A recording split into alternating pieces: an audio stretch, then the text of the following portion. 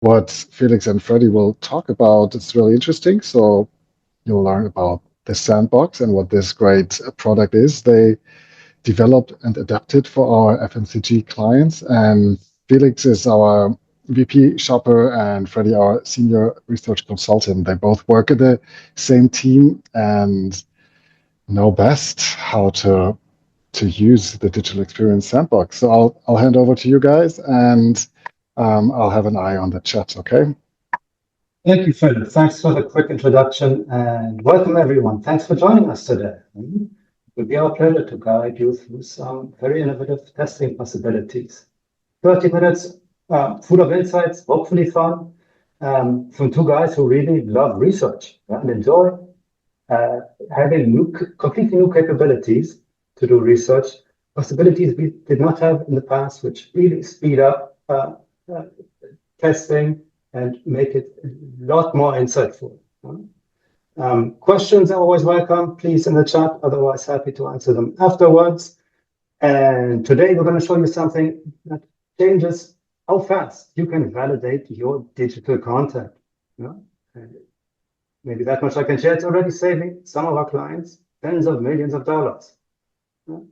So I'm Felix. I'm Vice President of Shopper Research at iSquare. I've been in the company for more than 10 years, and I've been helping FMCG companies decode what online shoppers do and what they actually do, not just what they say. I believe that's the interesting bit. And with me here today is Freddie. Freddie, could you quickly introduce yourself as well, please? Hi everyone. Apologies, my camera has just glitched out for a second, so I'm gonna have to just leave and rejoin. But yeah, I'm a senior research consultant on the Shopper Experience team, and been with iSquare now for 4 years, and looking forward to showing you the Digital Experience Sandbox. Thanks, Freddie. We saw you earlier. We know you're there, and I guess these things just happen in a live webinar. But then let me get started. Between Freddie and me, we've run dozens, hundreds of studies across many different retailers, be that Amazon, Walmart, Tesco, Rewe in Germany, Carrefour in France, Douyin, the Chinese TikTok, and so on, and probably a dozen of countries. So we do have a lot of experience in running e-commerce research for FMCG companies. Now, let me jump to the next slide. Here you see Freddie and me again. Freddie, we still can't see you, but your picture is now on the screen. So if you work for an FMCG company, this scenario might sound familiar to you. In many months of work, you develop a concept, you plan how it can be visualized, how it can be presented online. You liaise with a lot of different teams, prepare a beautiful image of your product, finally get it on Amazon, and then it's buried in the doom scroll. No one sees it, no one buys it. And by the time you find out it doesn't work, maybe you already spent a lot of budget. We're here to help you that this doesn't happen. So in modern shopping, it is, of course, a challenge to get attention by shoppers. The user journey is very fragmented. Someone might discover your product on TikTok, research it on Amazon, and then eventually buy it in a physical store, or reverse. They see it in a store, then research about it, find user-generated content on TikTok, and eventually decide to buy it on Amazon. Brands and creators now share influence over the purchase decision. So it might be hard to control what content they see about your product or brand. And your content is competing with influencer reviews, retailer promotions, and sponsored placements for attention. Every touch point matters. And every piece of content, every touch point can, of course, be optimized to a specific context. Today we'll have a focus on the e-commerce side of it, where we know from lots of research that attention spans are short. On a search results page, many people will spend, on average, And this is a very rough benchmark of ours, 23 seconds to buy a category. Of course, it differs by retailer, by category, and even by region. 23 is our global benchmark that users spend in a category. And in this time, they might see up to 15 products. So there's a huge assortment probably available on these retailer sites, in some categories, hundreds of products. And in many cases, people will only see 15 products.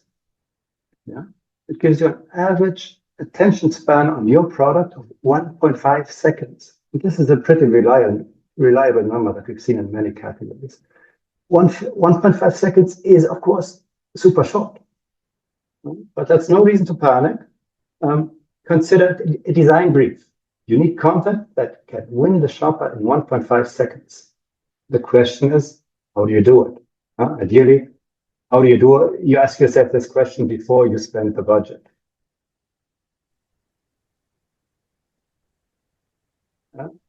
At the moment, what we've heard from many of our clients is that you're expected to launch your products faster, to liaise with different teams, be it sales, marketing, branding, and of course you might have your customers or your retail partners as well that you coordinate your activities with. And you're expected to show the return on investment of your initiative. And at the same time, you'll have to be aware of economic changes.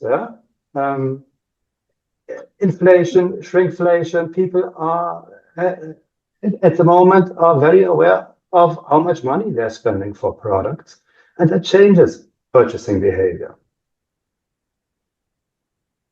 Now, what we can do is we can take your digital assets and visualize them in a real context, bring them to life, and then test them.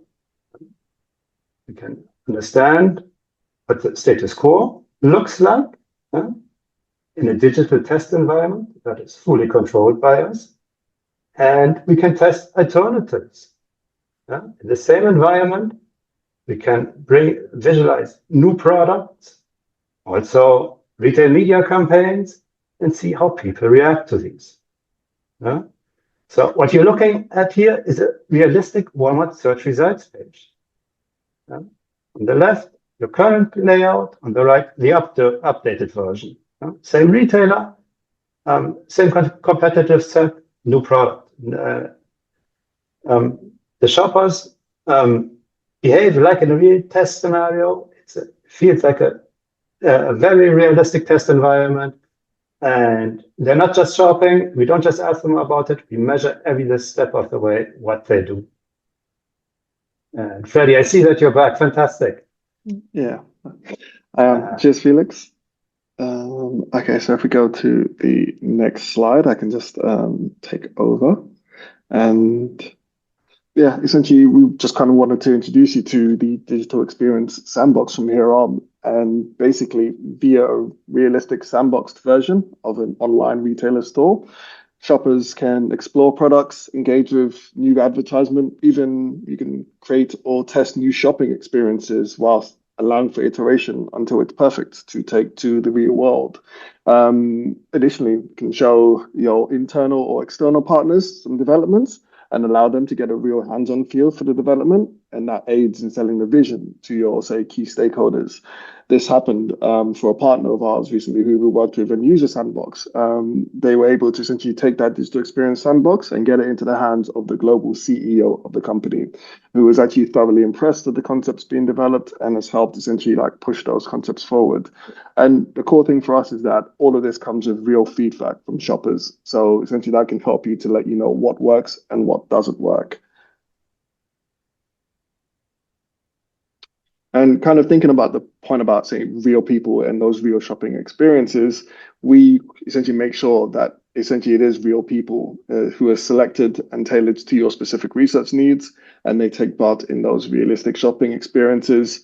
Our stores have an advanced level of interactivity, allowing for testing and experiencing products in their real context. So what it looks like in the shelf, what the product description may be, what the images may feel like, how many images, you can test all of this. And then at the end of the day, if the shopper does feel like purchasing this product, they can add it to their cart. So it gives you that real experience. Additionally, like we see that this allows for successful collaboration.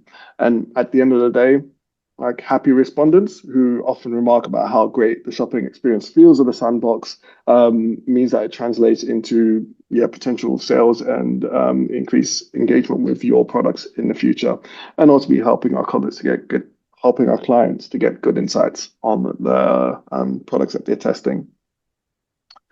So we just wanted to just quickly just give you some real world experiences of what we've done so far with the sandbox and what we've. Oh, can you go back, Felix, if it's possible? What's that mean? Yep. Sorry, there we go. Thank you. So we have two case studies which we wanted to just basically speak to you about, which really underline what we mean by test faster. The first one on the left, we have a fully working UK grocery retailer. And in the right-hand side of that, you can see essentially some of the metrics which we have there. So essentially, it's the fully working UK grocery retailer, 10,000 products. We developed 252 sub-pages. There were 740 different metrics going on in there, and we showed it to 2,400 real shoppers. In the past, a study like this may have taken us 6 months with our old systems to develop and essentially get those insights. But with this new Digital Experience Sandbox, that took just 4 weeks to build, which, as you can understand, is essentially going from 6 months of back and forth with clients, back and forth with stakeholders, contractors who may need to be involved. That can be essentially reduced and become a bit more efficient by having just 4 weeks of build time. And for our second study, a completely different area of online shopping. Here we were looking at sort of like grocery. Here we were looking at t-shirts and online clothing. And again, we will develop 3 fully working online fashion retailer stores, 900 shoppers. With those 3 stores, that's 9 months of our old systems. So 9 months of key team members having holidays, sicknesses, conferences, and more. All of that can be avoided by using the Digital Experience Sandbox and reducing that build time and insights time down to just 6 weeks. So essentially, that's time saved, that's testing faster. And what is actually crucial to this is that in both of those cases, these stores are reusable and retestable. So the next time one of our clients looks to, say, test on, say, our Tesco store or our PacSun store, these things have already been built and they can essentially save that time and continue.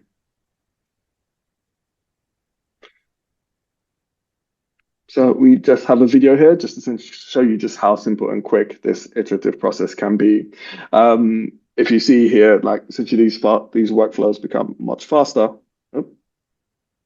as essentially there's no longer a need to thread. Sorry, video is missing.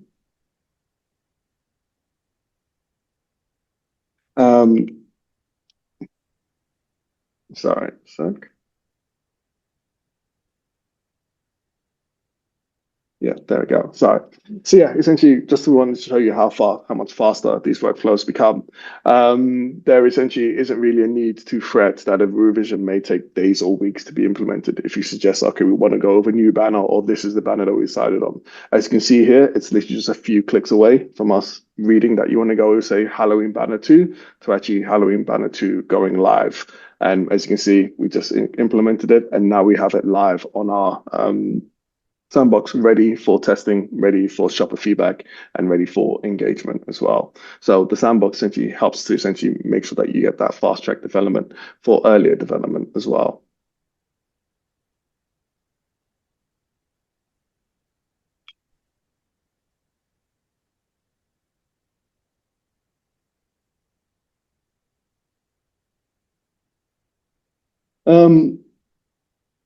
the sandbox in particular that we want to show you is essentially focused on like shopper experiences, but we do have a wider range of particular case studies which might be of interest to some of our participants today. If you are interested in viewing these case studies from the sandbox from other perspectives, such as from our brand or media or even our UX teams, we'll share a link at the end for you to access these insights from our wider DX sandbox portfolio. But one of the things which we do want to go through today is just a quick use case and case study of the sandbox in action. And here we wanted to essentially take you through one of our highlight set of insights where we wanted to help this client truly understand the value of their retail media investment. And to do that, we have here the site, Douglas, where you can see it's sort of a scrolling store where we sell cosmetics and retailers. And we also have another one, which is related to Sephora. And what we wanted to highlight here, Sephora, is at the top, you can see here the phone and what you can see on the screen of the phone. But actually, when you go through the phone itself, you see that there's actually quite a lot in there. Zooming out here, all of this information that is actually hidden behind this screen. This is all products which aren't being seen. This is all content which isn't being seen. This is all stuff which is fighting for attention from our shoppers. And for this study, our clients wanted to know essentially how far down and how far across our shoppers go, and also do they watch creator content. And what we ended up discovering from this is that the first thing we saw is that the higher up the page is, the greater the reach. The area in green, which is about to be highlighted, is the prime position on the Sephora mobile landing page. 90% of the shoppers who took part in our study view this. So this is essentially a very key area. Additionally, we wanted to highlight that just 50% of our shoppers scroll down to this yellow line in here. So everything which is above the yellow line, you're likely to get 50% of shoppers seeing. But then once you get down to the bottom area, this red line here, just 20% of shoppers scroll down to that section. So we see that shoppers essentially, they need to be, the products that they see need to be high and they need to be visible early on, which is why prioritizing the above the fold positions is critical for this. And the first thing which we said to our clients is that they need to place their key modules within the first 2 or 3 elements that you can see on this page. This is where the core part of the shopper viewing can be owned. And in terms of owning that, we also wanted to kind of highlight this insight that essentially you need to co-own the first product carousel. This first product carousel is the first chance for shoppers to actually engage in these products. And if you can get your products in there early on, then that's a great chance for shoppers to actually engage with those products. Additionally, shoppers tend to focus on deals and special offers. So there's a need to align with that shopper sentiment and focus on those deals and bundles. So sale and bundle tiles get the most clicks. Additionally, pack shots, which are striking, price anchors. These are great ways for products to shine in such a congested area. And the last thing which we wanted to highlight from this is essentially to minimize friction where possible. Shoppers don't actually engage yet with videos, and one of the things is that the shoppers need to actually click the video to play it. But if you enable autoplay, that essentially can get the shoppers to view the content without getting that extra step that's needed to click it. If they have to click it, they may not do it. But if it also plays, then they can essentially just straight up get into viewing the content. Additionally, make sure that the content that they see is relevant and of interest to the shoppers. So you need to identify that relevant content and make sure that the shoppers can see it. But yeah, just to hand it on back to Felix for the last couple of slides. Thanks, Freddie. Some great examples, and I know you've done so much more, but you chose some very good examples here. Yeah, almost coming to the end already. We at iSquare, we work with clients across a continuous cycle, from understanding the market landscape, testing hypotheses, assessing ideas, building out a strategy at best-in-class examples, and then helping to deploy the results as well. The Digital Experience Sandbox can plug into many of these stages, from early concept visualization through testing, assessing the live environment, and then in iterative testing building on out the strategy. The goal is always a triple win. Yeah, we want to drive better outcomes for the brand, the retailer, and the shopper. Now, we had one client who tested with us, used our Digital Experience Sandbox, and avoided spending a lot of money on retail media on the wrong placements and on the wrong content. By testing with us, they managed to save roughly assessed 30 million euros over the course of 3 years. And I mean, what better evidence for testing early? Could you need? Here in this case, we had a very satisfied client whom we showed how to improve to present their products online. All right, and that much from us today. Of course, we're happy to answer more questions either now, directly in this webinar, or at a later stage. Please feel free to contact us. Both Freddie and me are happy to go into a conversation with you. Yeah. Well, thank you, Felix. Thank you, Freddie. I'm sorry for sending a message to you, Felix, within the webinar. I just saw it pop up. And yes, there are some questions, and I'd be happy to read them out. One I actually have to translate sneak the German question in here. Yeah, one of our viewers. So first of all, also thank you for joining and asking questions here. Is how do I integrate it in my research? So in a way, the question is, where do the people come from? Like, can they also do it, or do we always have to invite the people to, actually experience a sandbox? How does the research flow look like? So we have possibilities here. We're flexible and can accommodate to our partners' needs.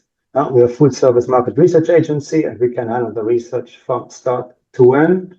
But we can also produce these e-commerce modules and then hand them over to you for your own testing.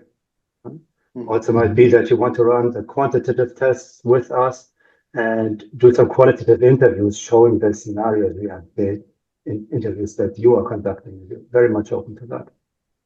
And also to tag on to that question, is that we've been using the sandbox for a little bit now, and a variety of different clients have used the sandbox in various different contexts. So we are, as Felix said, flexible to the various different needs of the clients. And another research question. So you showed different online stores, right?